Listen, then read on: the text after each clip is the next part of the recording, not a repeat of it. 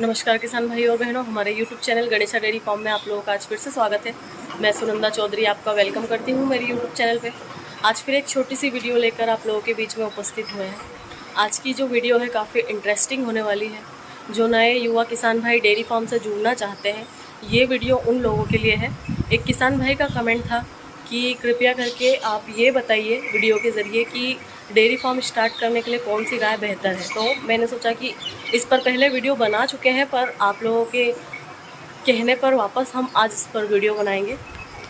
तो जैसा कि सबसे पहले तो जो भी युवा किसान भाई डेयरी फार्म करना चाहते हैं, डेयरी फार्म से जुड़ना चाहते हैं, सबसे पहले मेरी हाथ जोड़ के आप लोगों से विनती यही है कि पहले डेयरी फार्म के बारे में पूरा नॉलेज ले लीजिए।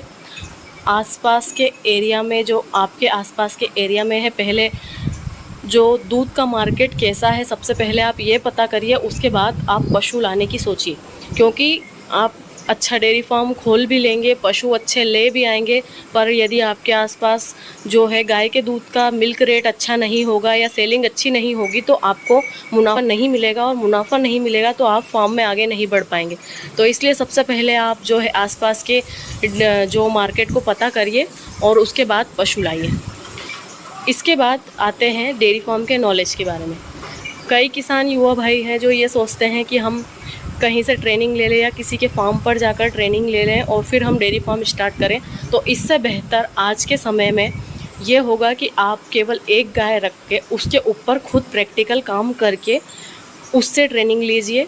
क्योंकि जब आप खुद प्रैक्टिकल काम करेंगे, आप उसके साथ रहेंगे, दिन रात उसके साथ काम करेंगे, उसको खिलाना पिलाना, उसका गोबर फेंकना, दूध निकालना, आप धीरे धीरे जब अच्छे से सीख जाएंगे, आपको महीने 2 महीने हो जाएंगे, उसके बाद आपके पास एक गाय का अच्छा दूध रहेगा। तो उस एक गाय के दूध को आप कैसे सेल करेंगे ये भी आप अच्छे से सीख जाएंगे। और एक गाय में ये होगा कि आपको खर्चा कम लगेगा, मेहनत कम लगेगी, तो आप उस पर बहुत अच्छे से, बहुत बेहतर तरीके से काम करेंगे। और जब आप बेहतर तरीके से काम करेंगे तो आप 100% उसमें आगे बढ़ेंगे। वरना आप पहले से ज़्यादा एनिमल्स ला के स्टार्ट करेंगे और आपको एक्सपीरियंस नहीं है, या आपने कभी गाय की रस्सी तक नहीं खोली है और आप बस किसी के फार्म पर विज़िट कर करके और फिर डेयरी फार्म खोलने की सोच रहे हैं, तो ऐसा मत करिए। पहले आप एक पशु लाकर कम से कम 1 से 2 महीने उसके ऊपर अच्छे से काम करिए। आपको धीरे धीरे उसके साथ काम करते करते इतना नॉलेज हो जाएगा कि इसके बाद आपको किसी से ट्रेनिंग लेने की भी आवश्यकता नहीं पड़ेगी और आप खुद जो है अच्छी गाय परचेस कर लेंगे, आपको गाय का नॉलेज भी हो जाएगा। उसके बाद आते हैं कि जिन भाई को डेयरी फार्म का नॉलेज हो चुका है और जो फार्म खोलना चाहते हैं, तो वो कैसी गाय से स्टार्ट करें।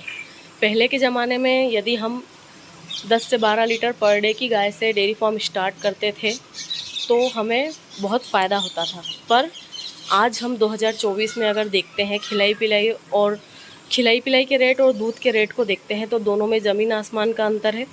तो इस वजह से हमें अब 10 से 12 लीटर से काम नहीं चलेगा। कम से कम पर डे का 18 लीटर दूध एक गाय के पास अवेलेबल होना चाहिए। और गाय आपको कैसी ख़रीदनी है? गाय आपको क्रॉस ब्रीड में ख़रीदनी है, प्योर ब्रीड में नहीं जाना है।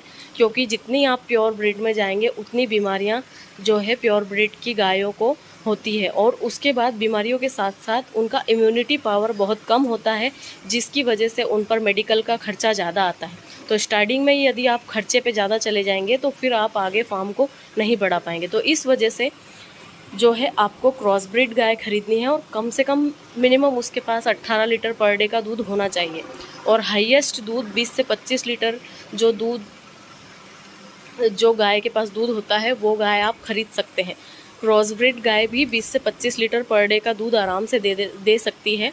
ऐसा नहीं है कि केवल जो हाइब्रिड गाय होती है वो ही 20 से 25 लीटर पर डे का दूध देती है। क्रॉस ब्रीड गाय भी आपको आराम से 20-25 लीटर पर डे का दूध दे देगी। क्रॉस ब्रीड गाय में आपको ये फ़ायदे होंगे कि एक तो बीमार कम पड़ती हैं, मतलब बीमार बिल्कुल ना के बराबर होती हैं। उसके बाद फिर इनका जो दूध का फैट परसेंट है वो बहुत अच्छा होता है, क्योंकि स्टार्टिंग में आपको जो है दूध को मार्केट में अच्छे रेट में सेल करना बहुत ज़रूरी है। और इसके लिए आपके जो फार्म का दूध है, वो पशुओं का दूध आपको अच्छी क्वालिटी का होना चाहिए। तो आपको जो है क्रॉस ब्रीड गाय खरीदनी है। इसके बाद गाय आपको ख़रीदनी कहाँ से है? गाय कभी भी स्टार्टिंग में आपको दूर से नहीं खरीदनी है। आपके आसपास के लोकल एरिया में आपको विज़िट करके किसान से गाय खरीदनी है, किसी व्यापारी से गाय नहीं खरीदनी है। किसान से गाय इसलिए खरीदनी है क्योंकि उसमें ठगी होने का कोई रोल नहीं होता है। यदि आप किसी व्यापारी के ज़रिए नए में फार्म स्टार्ट कर रहे हैं और किसी व्यापारी के ज़रिए आप यदि गाय खरीदेंगे तो आपको जो है ठगी होने के चांस ज़्यादा होते हैं। उसके बाद अगर आसपास की लोकल एरिया की गाय आप ख़रीदते हैं तो उसमें आपको ये फ़ायदे होते हैं कि आसपास का जो एटमॉस्फेयर है वो आपके फार्म पर आकर आसानी से एडजस्ट हो जाएगा। उसके बाद खाने पीने में जैसे यहीं का खान पान उसका रहेगा तो आके आपको परेशान नहीं करेगी। वरना स्टार्टिंग में अगर आप बाहर की गाय ख़रीद कर लाते हैं तो गाय वहाँ से यहाँ आने में एक तो स्ट्रेस में आ जाती है क्योंकि उसकी जगह चेंज होती है। उसके बाद फिर स्ट्रेस में आने के बाद बीमार भी पड़ती है, खाना पीना भी छोड़ देती है।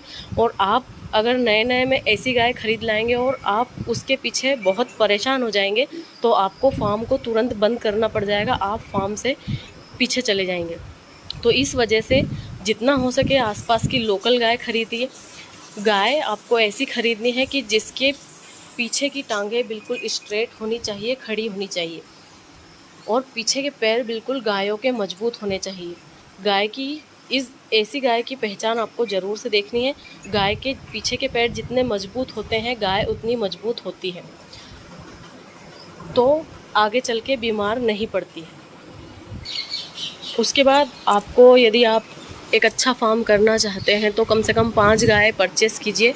उन 5 गायों में आप 3 गाय जो है बिल्कुल जन चुकी हो वैसी गाय लाइए बिल्कुल दूध निकाल कर, और 2 गाय आप प्रेग्नेंट ले आइए जिसमें आपको उन गायों को 20 से 25 दिन की देरी हो जनने में।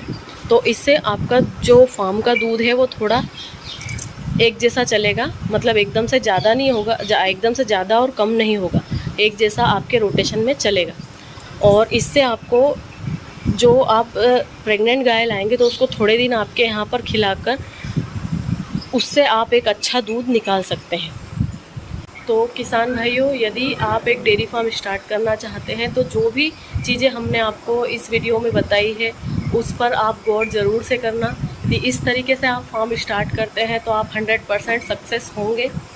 और गाय जब भी लाएं, आप पशु कोई सा भी लाएं, उसके खान पान का व्यवस्थित ध्यान रखिए। स्टार्टिंग में लेबर के भरोसे मत रहना। स्टार्टिंग में आपको बहुत मेहनत करनी होगी। मेहनत और लगन से आप अपने डेयरी फार्म को सक्सेस कर सकते हैं। जितना आप एनिमल्स के साथ रहेंगे उतना आप उनको समझेंगे, उतना एनिमल्स आपको समझेंगे। और जब दोनों एक दूसरे को समझेंगे तो उससे आपका फार्म आगे प्रगति की ओर बढ़ेगा। तो आज की हमारी वीडियो आप लोगों को कैसी लगी प्लीज़ कमेंट करके ज़रूर से बताना। मिलेंगे जल्दी से नेक्स्ट वीडियो में। Thank you for the watch.